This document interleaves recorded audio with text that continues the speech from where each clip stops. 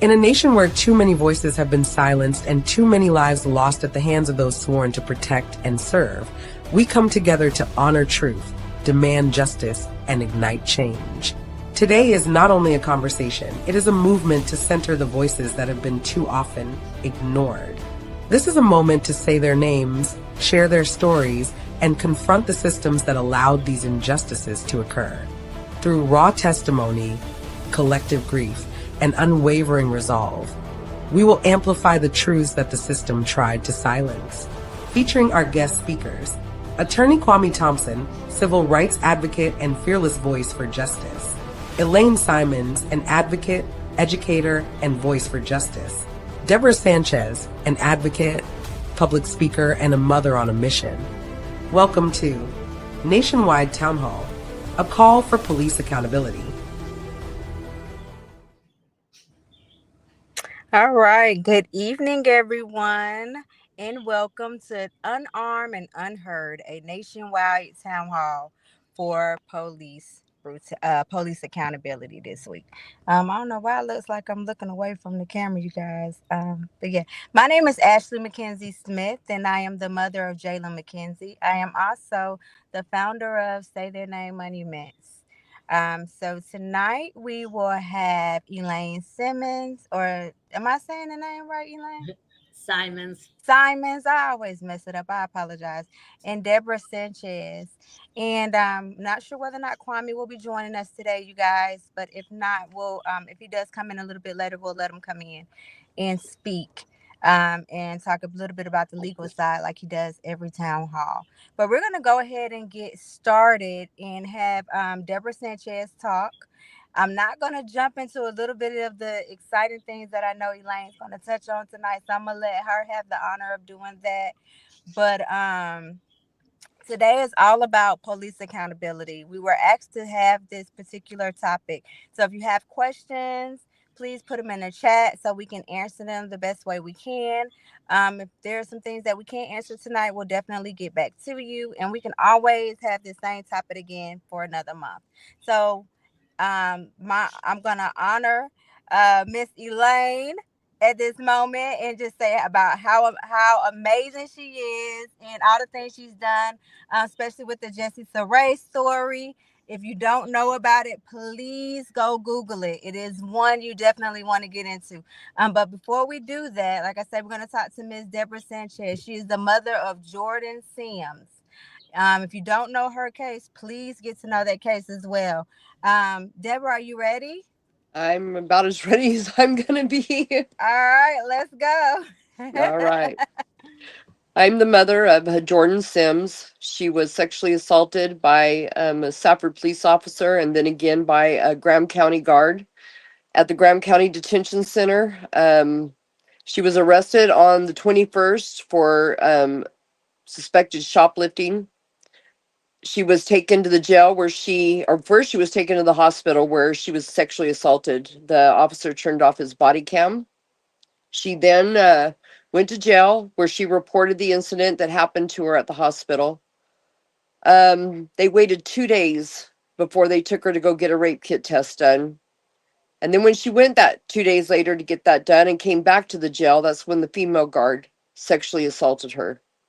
Again, they waited 2 more days until they went to take her to get another rape kit test done. So they're famous for their 2 and 2. On their way back from Sierra Vista, where the only place is that you could get a rape kit done, they claimed that Jordan exited her leg shackles, her belly chain, and her handcuffs and a seatbelt without either officer in the front seat hearing her. And then they said she opened the back door and jumped from the car. I've watched the video, and Jordan did not jump from the car. She was limp when her body came out. We live in a small town. There's a lot of speculation, a lot of things that get said. But I'm going to believe every word that my daughter said and continue to fight for the justice. It's amazing all these loopholes that police have to keep them from being accountable for the actions that they do. I was going through doing some research and it blew my mind, the loopholes, and there's nothing to stop them from using those loopholes. And those loopholes keep families 99% of the time from getting the justice that they need. So with Jordan, they were able to say that they didn't have no wrongdoing in her death because she was committing suicide and doing an escape. So therefore, they said they had no accountability for what happened to her. I'm in the middle of an appeal with the Ninth Circuit. I won't stop until things get changed. I will continue to be a voice for those that don't have a voice, are afraid to use a voice. Um, Still listen to the stories that people have to tell, and it breaks my heart. There's so much corruption that goes on, not only here, but everywhere, and it needs to stop. And law enforcement needs to be held accountable for their actions and their deaths and their police brutality. It's not right. If the shoe was on the other foot, we would have already been hung for it. All right, Ashley, I'll send it back over to you. All right, all right. So, you guys, one of the unique things about Jordan is we hear a lot about guy cases. Not that, women are not being abused or being victims of police brutality as well. It's just the numbers of guys, of course, is outweighing the number of women. But there are a lot of cases. Like we have Alexa Christian here in Georgia. That's another one that was in custody, and I'm sorry, you guys. That's another one that was in custody as well. So a lot of times it's not just traffic stops. We're seeing police brutality by high numbers of incidents that are happening when they're being detained and haven't even made it to the prisons or the jails. And then we're also seeing things that are happening inside of those prisons and jails that are happening too. So, you Mhm. guys, if you have families that are incarcerated, please check on them. I just want to throw that out there. I know we all know some people, but please check on them because they need support just as the ones that are out on the street as well. Okay. Correct. So before we even get to Elaine, I want to take a moment of silence. I usually do this at the beginning, but I forgot, y'all, trying to get my life right over here. I'm not gonna even tell a story. I did a last minute mall run, and it kind of threw me off. So we're gonna do a moment of silence for all the victims, living and deceased, that have experienced police brutality. Even if they haven't experienced police brutality, it could be a domestic violence situation, it could be a community violence situation. We know that there was just a shooting at Florida State University where a young man went into the college and killed two and injured six. Y'all, it is happening. Things are happening. So at this time, we're going to take a moment of silence to remember all the victims of violence, however they died, because it's really important that we continue to say their names and keep their legacies alive. All right, let's go ahead.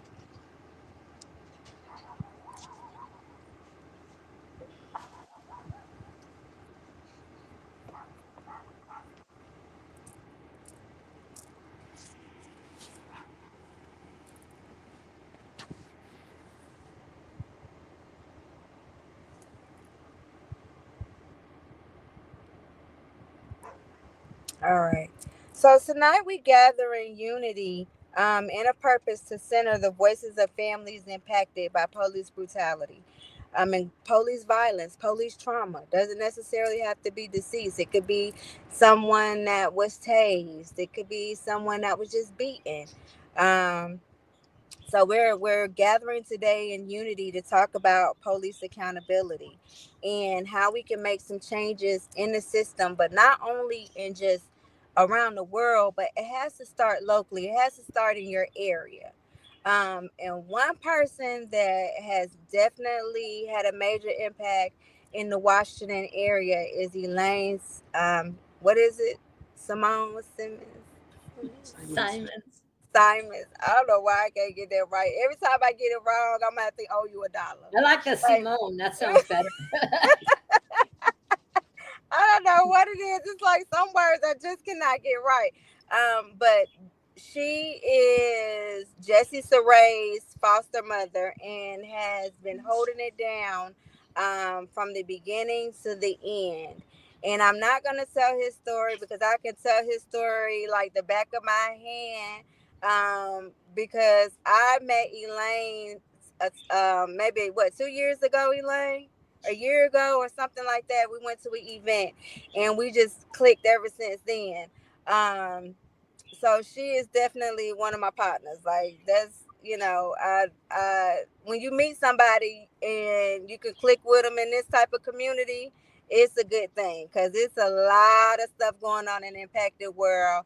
A lot of challenges that we all face, and when you find somebody that you can really click with, you have to hold on to those people. So I am so honored to bring Elaine in and let her tell us about Jessie Saray, and then she's going to tell you about what they did in Washington to help make that happen. And that's what I want everybody to pay attention to because that's what was done within their state. You don't have to do everything national. It may not happen as fast as you want national, but start somewhere and you could do it locally. So, Elaine, come on, bring it to us. Well, first of all, Miss Ashley, thank you for always being, like you said, a friend and a mother across the nation that I'm honored to know. And Miss Deborah, I am so sorry about what you had to, experience with your daughter. And I just want to give a lot of love out to you. Um, Good evening. My name is Elaine Simons, and I am the foster mother of Jesse Saray. This kind of gives you an idea of what he looks like. We live in Washington State. I think he was trying to get his little Jimi Hendrix look going there, or Jim Morrison, whatever. But this is Jesse. And I was his foster mom when he was a young boy, probably around the age of 11 or 12. And I was also his foster mother of his younger brother, Terrell Saray, who actually lived with me and aged out of my foster home when he was 18. So I've been involved with the Saray family going over 20 years. And basically, just to kind of give you a little background, um, over the weekend of the around May 31st of 2019, there was a lot of stuff going on the news, and they kept talking about an unidentified male that had been shot.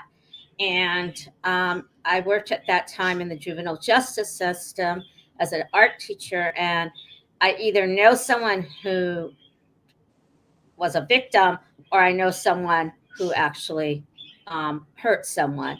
And so I was ready to go to work on Tuesday with the understanding that maybe I might know who this person was. Monday morning, I get a phone call on June 1st from Jesse's little brother, Terrell, and he says, "Have you been watching the news? Do you have any photos of Jesse?" And that's when I knew that this was Jesse, that this situation happened. Just to give preface, Jesse was having a mental health crisis. At the time of it, he was unhoused. He was actually unhoused in Kent, where his biological mother, Carrie, who I love, lived, and his younger brother, Colton. And so to this day, we don't know why he was in Auburn, what brought him to Auburn on that fateful day. And so basically, he had the misfortune to meet Jeff Nelson. And Jeff Nelson initially had encountered Jesse and had gave him permission to leave. So Jesse left and went across the street and sat down next to an ice machine and started rummaging through the garbage, looking for something to eat and asking people for cigarettes and for something to drink. And then all of a sudden, in the video, and this is something that I didn't see myself, you see Nelson had showed up, and you can hear in the background his dog in the car. And Nelson gets out of his car, approaches Jesse, reaches down and says, "You're under arrest." And you could hear Jesse's like, "Dude, you already, what's going on? You let me go. Why am I under arrest?" And that was the crux of what happened. Within 37 seconds of encounter, Nelson had pulled out his gun, stepped back, and shot Jesse in the torso. And if you ever make it to the ice machine, you could see the indentation in the ice machine because Jesse was up against it and it lodged in his back, but never exit his back. And so you could see the indentation. Jesse went down. You would think that that was a time for Nelson to disengage. Instead, he had to clear his revolver and then shot him in the head. And Jesse was already down. Ashley had mentioned some things that happened since that. In 2018, there was a law that was passed. It was a voters' initiative called I-940. I voted for it, but I did not work on that initiative. And that was basically about use of force, about rendering aid. And the crux of it was, what would another reasonable officer do in a similar situation? A year goes by, and my voice really started when George Floyd was murdered. I believe that was a catalyst across America that gave us each voices that we never had, and began that national movement of meeting other people, other impacted families. I've traveled the nation to in solidarity, but I also traveled to learn about the different struggles that everyone has with holding police accountable for use of force. So by this time, we had found a civil lawyer, and he had called us into his office, and we all show up, and we're not exactly sure why he's calling us in. And at that moment in time, there were two people sitting there, and they were from the King County Prosecution Office, and they had mentioned to us that they were going to arrest and indict Jeff Nelson for second-degree murder and first-degree assault. And we all didn't really understand what was happening, because at this time there was a thing called an inquest. And so we thought that this was the inquest, to find out later that this was not an inquest, that it was actually going to come into fruition. It took a minute to go in place. We had hiccups. We had, COVID came. There were so many things that happened. But the weekend of, I would say, August 2020, they arrested Jeff Nelson. And he was then put on paid administrative house arrest. And it took 4 years, almost 5 years, to bring this to trial. And it was the continuances. We end up having a new judge. We end up having new prosecutors. We end up having new defense lawyers. And there was continued interruptions. It was really starting to wear us out. And I think that that's by design, that the system is set up to make families back up, fade away, give up. And during that time, before we started the trial, Jesse's mother, biological mother, Carrie, had died in June 2021. And then August 5th of 2022, my son Terrell, who I raised, had died. And his father, long ago, earlier, had been deported back to Cambodia. And so his immediate family no longer was around. And that was where I realized that I had a big fight ahead of me. For people who were following this case, we ended up starting the jury selection finally last spring of April. Wow, a year ago around this time. I didn't even realize it's been that long. And this is where I'm going to give you guys some opportunities to learn what kind of things are going to happen if you make it to a murder trial. The first thing that's going to happen is you really, really need to make sure you've got people in your court. When it first started around the George Floyd time, it was a national, people were out there. I saw thousands of people thinking our courtroom was going to overflow, and it didn't. People moved on. They had other things that they were interested in. But the people that stayed really solid with our family,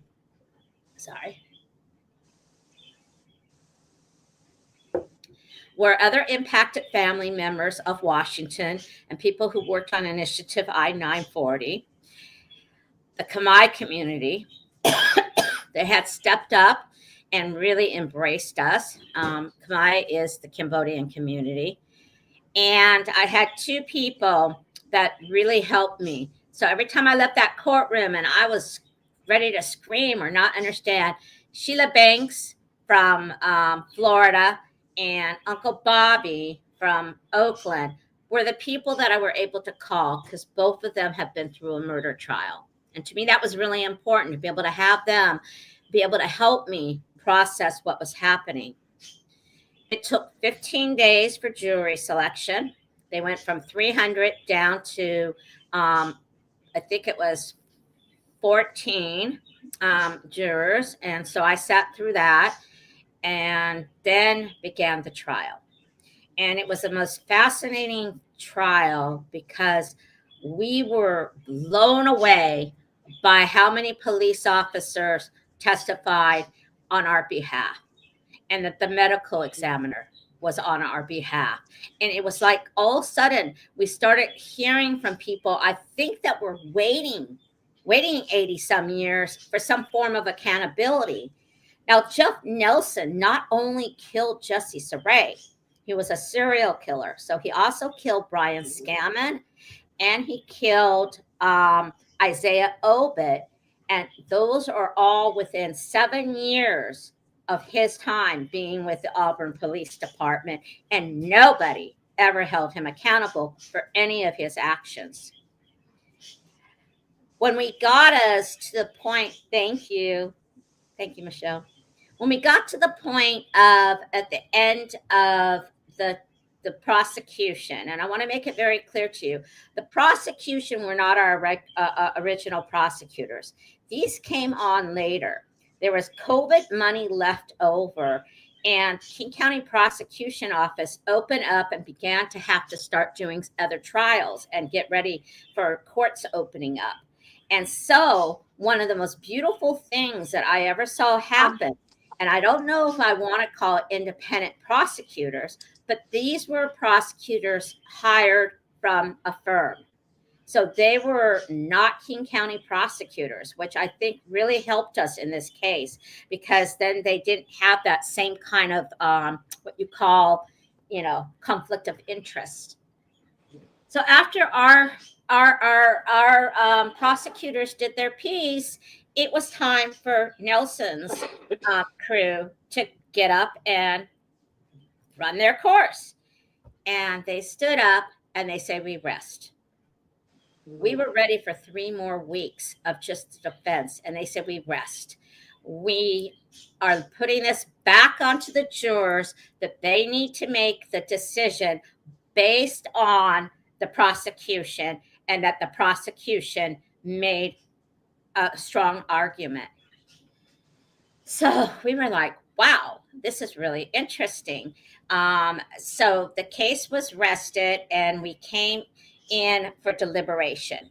And so deliberation was about 4 days. And let me tell you, do not trust anyone to say to you, "You could go home, stay there, and we'll get you back when the jurors come in," because that isn't going to happen. I don't know where you all live in proximity of your court, but I am a good day 20 minutes away. And then if I have to go through security. So we camped out. And this is, again, where community came on. Anytime someone came to the trial to support us, we fed them. We made sure that there was food, and we all stood together in visual waiting. And those were the most intense 3.5 days I think I've ever experienced, is that waiting and that uncertainty. And just so that you're clear, Nelson was not in prison at this time. So he was there in the courthouse. They were up above us and we could see them walking around, and we're down below and we're looking up, and, sometimes we're in the bathrooms together, we're in the elevators together. There was a heavy police presence, and some lady comes out, it's not the normal clerk, and she says, the verdict has come in. And I was like, whoa, we're all eating and we had to hurry up. And everybody I knew had a thing where they would press the button and say, it's about to go live. And so I had all these people dispatched to do that. We go in and the verdict came back, and it was guilty, second-degree murder, guilty, first-degree assault. And then there you go. We have a verdict. And so then they said, we're now, and the room was just, we were in, I don't know, I don't even know how to explain it. Throughout the court thing, we were always respectful to Nelson's side. And we truly believe that that was really important because the jurors were watching everything. They spent the whole time and they're watching what's going on in the courtroom. They don't know who some of us are. They didn't even know who I really was. So to bring us up to speed, it took almost 6 months for sentencing. We found out that on the day that he was convicted, he was no longer on payroll, but he was still on administrative house arrest. Oh, no. When he was convicted, he was taken in. So then he was fired from the police department. He was no longer being paid. And then on January 27th of this year, 2025, we were told to come in for sentencing. And it was powerful. We all walked in. There was an overflow. There were people upstairs. Each side had 4 people that got to make a personal impact statement. On Jesse's side, his older brother and younger brother and foster sister all made their impact statements. And I then made mine. And then before the judge, and this is where I'm getting to the end, before she rendered her sentencing, she made statements to people. And I just want to read this one paragraph to you, and then I will tell you how many years he got. However, with the sentence rendered, Phillips referred to a conversation Nelson had at one time with another Auburn cop. Speaking of someone they were observing, Nelson said, "Do you want to fuck him up?" "I want to fuck him up." She continued, "If you want to test a man's character, give him power. In this situation, I would add, give him power, a badge, and a gun. Character is who you are when no one is looking." When Officer Nelson thought that no one was looking, he took the opportunity to harm others. Phillips also spoke from the bench directly to Elaine Simons, acknowledging that Simons had attended every single hearing except one. In this case, that went on for several years, marked by many continuances before the trial finally began. "I saw you," said the judge. This resonated with many impacted family members who, like Simons, never given up in their quest for some form of justice, no matter how difficult that road has been. I don't believe I was totally alone. I believe that Jesse's mother, Jesse, and Terrell, my son that I raised, were with us in that courtroom every day, and all of the other family members that were there, their loved ones as well. And so she then made the sentencing. And it was very hard because that was one thing in the initiative was what kind of sentencing structure do you give to a police officer? Another person in that kind of similar situation who would have gotten more time, I truly believe. But because he was a police officer, it made it very tricky. And he ended up 16.8 years. And he's currently, I believe he's in solitary confinement right now. I haven't had any updates about his, being there. So I just want to thank Miss Ashley for this opportunity to give you guys hope, to inspire you. Do not give up. Find your inner core. Also find a balance. It takes its toll on you. In a weird way, not having that same kind of fight and intensity that I had for 6 years has put me onto a different trajectory, and is now, what am I going to do? What is my purpose? And that is something that I call out to all of you. And if you need to take a break, if you need to step back, that's permissionable. So I just want to give this back. I hope that this is helpful to other families. It is a very difficult journey.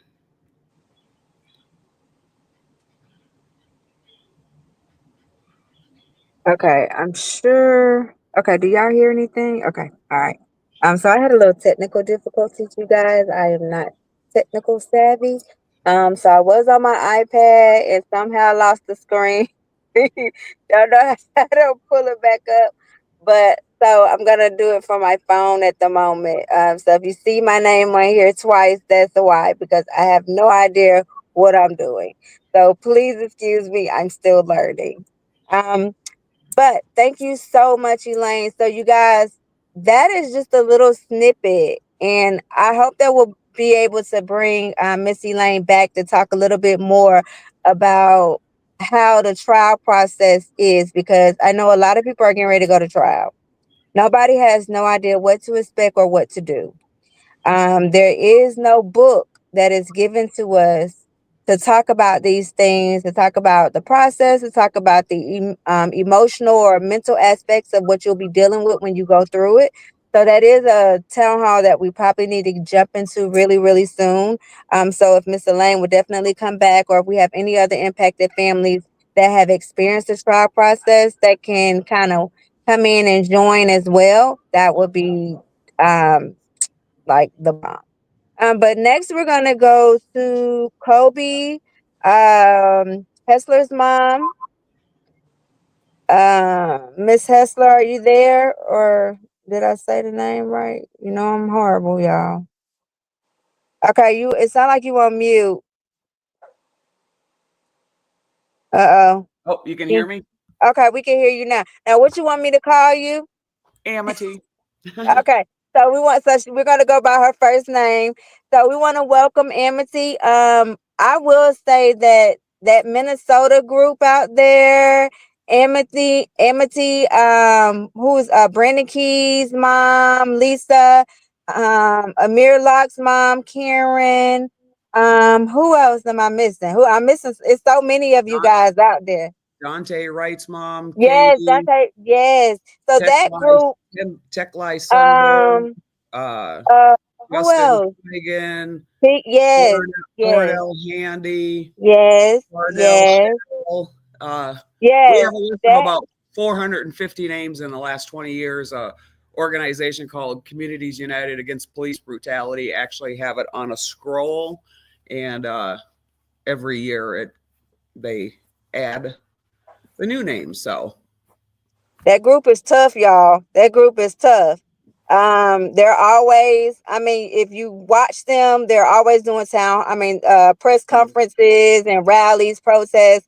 They are one of the reasons that I'm so motivated to try to get some stuff done down here in the South, is because I watch Minnesota.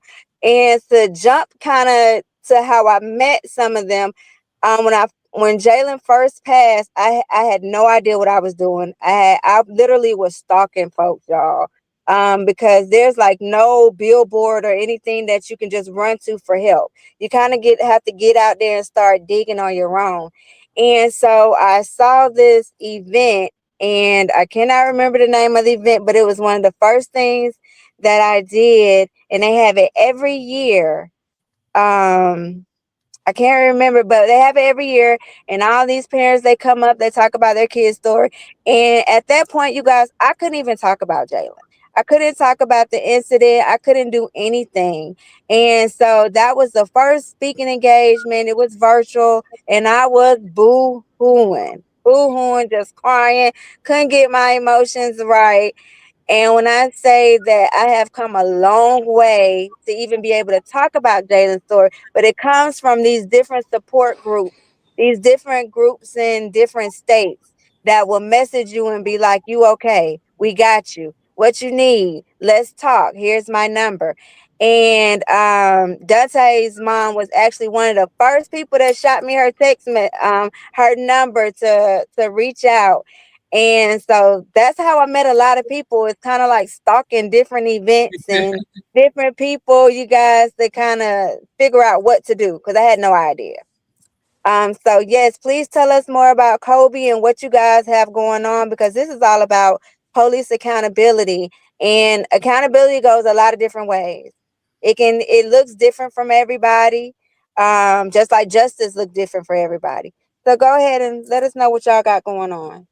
Yeah, so I'll say thanks for having me on first off, and You're I welcome. see you plan on doing these more, so I'd love to see if we could get Katie right on to talk about her trial experience, um, especially the irritation of having a downward departure from the sentencing that the Yes, given, yes. and having that ridiculous judge actually cry for the police officer as she was downward departing from the sentencing guidelines. So that was horrible.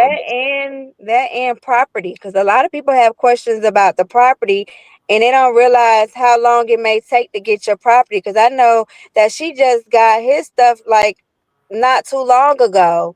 So just the whole process can be really mental breaking. Well, and then you also have to wonder if they keep trophies. So Yeah. in my son's situation, we only got one shoe back, and but I mean, I wasn't there, so I'm not in his situation, not 100% sure if two shoes went with him. And I don't really want to go to the grandparents and be like, years later, what do you remember? Was the shoe left there? I just don't want to bother them about that. That really didn't really do anything until I was standing in the room with the Wright family as they received his property finally. And Katie went through each item on the list and checked it. And that's when it was like, two shoes, but then there's only one. Where's his shoe? And I said, just came out of my mouth, what, do you guys got a shoe tree or something? Because I was thinking they had my son's shoe also. We still don't know the answer to that dilemma. But in my situation, they chose not to, charge the officers. I didn't like that. So I appealed. I took $50,000 that I didn't have, and I appealed to the 8th Circuit Court, which is one of the most qualified immunity supporting courts that there is. Just a few months ago, found out that we did lose that appeal. So nobody's getting charged in my son's case. There's one more move I might have, but that would involve taking down somebody who helped me. But unfortunately, their help was not good because they missed including a piece of evidence that I believe would have won one of the legal arguments that we were trying to win in court. So if the legal argument that we're trying to win in court is that they didn't have a right to do what they did to my son because they didn't even have a right to enter the house, how does a piece of evidence, which is a 8-hour text conversation with one of the officers who murdered my son, saying, you're right, we shouldn't have gone into the house because everything was fine, how does that piece of evidence not get into the court? Because I'm pretty sure that would have won that argument, and then we would have gotten our trial. So I probably shouldn't have said that. on a live thing, but there you go. Maybe that'll motivate me to actually research that and get into that. So in my son's case, they didn't do anything. Brooklyn Center, their strategy when it came to my son's case was to actually not talk about it. They figured that would be the easiest way for it to go away, since there wasn't going to be a charge. So anything that anybody knows about my son is because I have forced them to know by doing things like this, coming on and talking to anybody who will listen. My son, Kobe Heisler, was 21 years old. He was on the spectrum, on the autism spectrum. He had gotten into an argument with his grandfather over Wendy's because Wendy's messed up his order, and they knew that they would. So they got into an argument over that because grandfather didn't want to sit there and wait to check the order. The order was messed up. My son came home angry and grabbed a hammer and a knife, and he told the grandfather to fucking apologize, but he never made any motions toward him or anything like that. The grandpa went into his office to use the telephone, and it's funny how they, like, when you read the reports and everything, it's all like the grandfather ran in fear, to the office. No, he's like 80 years old. He doesn't use a cell phone. That's where his telephone is. He went into the room where his telephone was to make a phone call, and he called the police, but right away my son calmed down. So the grandfather called the police back and said, we're all good. Kobe's fine. We don't need any help, and they called back, and he's like, I'm fine. Everything's fine. Like, Kobe's fine. And that's the other thing. Like, he kept on saying Kobe was fine, not me, not like we're safe. Kobe was fine. I mean, like, pay attention to the words. Kobe's fine. He doesn't need any help. So nonetheless, anyhow, the police decided to show up, something like 6 squads strong, because there had been a mention of a knife. They were already long gone because there wasn't an issue. When the cops got there, everything was cool. It was summer. The windows were open. You could see. They could even say you could see. Everything was fine, and the grandfather was trying to tell him that, he was autistic and that, this was during COVID. And a lot of people ended up getting their medical stuff messed up because of, I don't know, but whatever. He wasn't on his meds, right? So, he's explaining all of this stuff. Unfortunately, a few months prior, my son had stabbed himself in the stomach with a large kitchen knife because he was a self-harmer. And one of those officers that responded to this day was the officer who had responded that day. And so he's literally outside with the other shooting officer, Officer Akers and Turner. And he's telling the grandfather, and this is about 10 seconds before they go in and murder my son. He literally tells the grandfather, and this is verbatim, sir, and this is because he was the one who had come when my son had hurt himself. Sir, you don't get it. The writing is already on the wall. The next time that we get a call to this house is gonna be because your grandson has killed either you or the grandma. You hear a commotion inside because my son's decided to leave the house. They run in, tase him.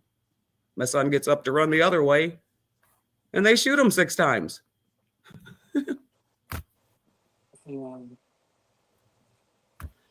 And that was that. And then nothing. So as far as the one thing that I've always said is you don't get to just kill my son and nothing. Like I'm not just going to be like, oh, okay, you killed my son. Cool. Let's just move on with our lives. That's not going to work. No charges either. That's not going to work. So instead, I've done things to try to make myself feel better about what happened, I suppose, and also more specifically to make sure that it doesn't happen to anybody else. So Kobe was murdered in Brooklyn Center about a year and a half before Dante Wright, which everybody knows about because that was international news. And his mom, Katie Wright, and myself started the Dante and Kobe No More Names initiative. Can't really be more literal in the name of the organization. We literally want no more names on these lists of people murdered by the people who are supposed to be protecting us. And so one of the things we did, well, not just we, obviously, with a huge coalition in Brooklyn Center back in 2021, got the Dante Wright and Kobe Heisler Community Safety and Crime Prevention Resolution Act passed in Brooklyn Center, where Brooklyn Center was supposed to make some sweeping reform, low-level traffic stop reform in Dante's honor, and mental health response reform in Kobe's honor. A part of that resolution also included a permanent oversight committee. Long story short, fast forward about 4 years later, they voted down even the most watered down version of traffic stop policy reform that we could get to the city council. They voted that down. And even though the stuff is actually in like a part of the settlement for the right settlement, where they have to do this, but they're not even following that. And then in my son's honor, they have implemented 2 pilot programs. It's really weird that the way they're doing it, but whatever. They've implemented, or they're piloting 2 mental health response programs. One that's through the county, a county response program, and then another one that's with an organization called Canopy Roots, where they go out and do the work. So just a few months into that stuff, so we'll have to see how that all works, how it works out, and if they kind of go with it or if they try to work against it. I know sometimes even when they have agreed to implement these things, then when it starts happening, then maybe not all parties involved are like on board and can try to run interference and stuff like that. So we'll see how it all works out. Plan on having a follow-up meeting with Canopy Roots, one of the orgs doing the work, to see what they have to say. So, and then city council, I mean, essentially once we got that passed, they did what they could to change the makeup of the city council so they could vote all of this stuff down, which is, as of the first of the year, is what they were trying to do. Just this Monday, we just had to call out community and news and all of that stuff, because it sounds like now they were trying to repeal the permanent oversight committee part of it. So essentially, we went there, and at this point, we had a meeting. Well, what are we going to do if it does get repealed? And the only solution we could come up with was either you do it or we're going to do it. Now, the way the city council meetings go, and like when you can talk, open forums at the beginning, but then the topic was later. So we kind of had to say, well, this is what we're going to do before they even talked about it. So by the time they came to talk about it, the 3 city council members who were kind of against it were kind of like, okay, well, maybe we could figure something out, and we'll work on some compromising. So now they're back at now we're not going to repeal it. So definitely bringing the people in and the press and everything like that absolutely has an effect, because this is now the second meeting where we were 100% sure they were going to repeal it, but because we showed up with ourselves and the news, they did not. So there's that. Another thing that we've done is, I live in Ramsey County, so in St. Paul, Minnesota. So I also work, I'm contracted with them and their appropriate response initiative, and and it's such a wonderful thing that they're trying to do. So it's the full response. So along with your police, medic, and fire response, you also have mental health response, public health response, and community response. So that's really the type of stuff that I push for. An exciting thing that we had happen right after George Floyd, and there just happened to be a Mother's March happening that Mel Reeves, rest in peace, had organized. And of course, there was so much press in town, right? from all over the world. Well, we happened to meet some Hollywood filmmakers, and they had come down to make a film called to show the uprising after George Floyd, and they were going to call it "I Can't Breathe." Well, after they met these mothers, because there were so many mothers for the Mothers March, they ended up still deciding to do that, but they decided to kind of tell it through the lens of the eyes of impacted mothers. And so then they ended up changing the name of the documentary to Mama, also something that George had yelled out. So ended up doing a documentary that follows myself and my son's story, Dante Wright and Katie Wright, and then a man named Hardell Sherrill. He wasn't shot by the police. He was neglected in medical care in Beltrami County Jail and died. And then his mother, Delshia Perry. So we did that. We had a friend make a video for us, so you can look that up. It's called You by Ed Stark.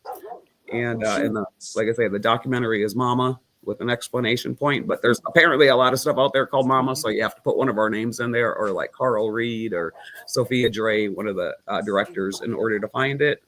And something really super exciting that we're working on, because we had a thought about take the documentary and like turn it into curriculum, right? And then be able to go and speak at colleges and stuff like that. Well, we have a few people around town who have been asking to have us do a showing of the documentary. So we did that with the University of Minnesota, the Human Rights PhD department.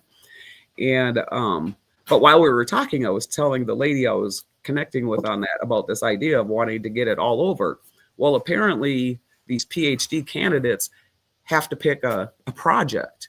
And so we ended up being one of the projects they could pick. And so what the project was to take the Mama documentary and turn it into curriculum.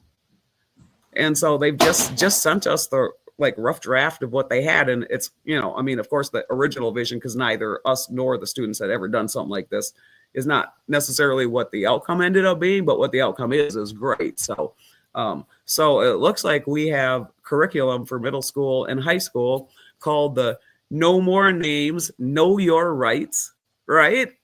How exciting.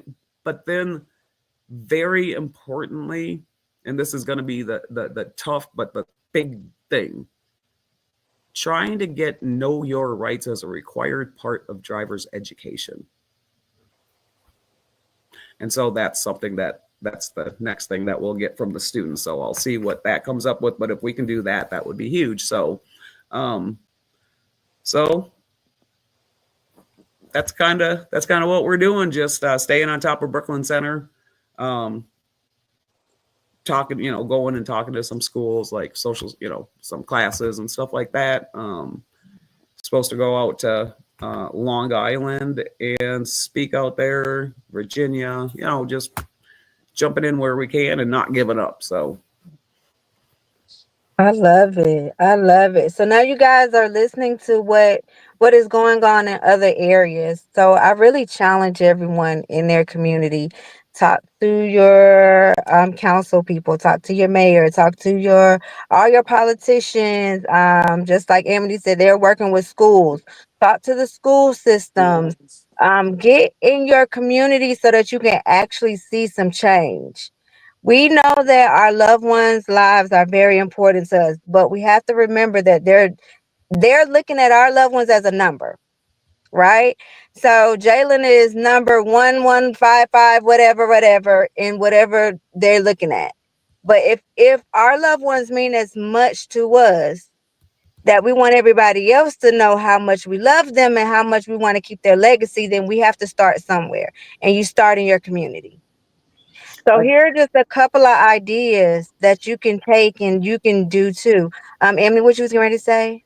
I wanted to say that one thing that I realized when I started doing this, because I think, when you think about politicians, your mayors or your attorney generals, your governors, all that stuff, they seem sometimes to us, I think, like they're special or elevated or somehow not like us, or that we should have a fear of trying to connect with them or feel like we don't have that or any whatever in your brain, what I realized having to deal with these people, oh my gosh, they're just they're just ordinary people.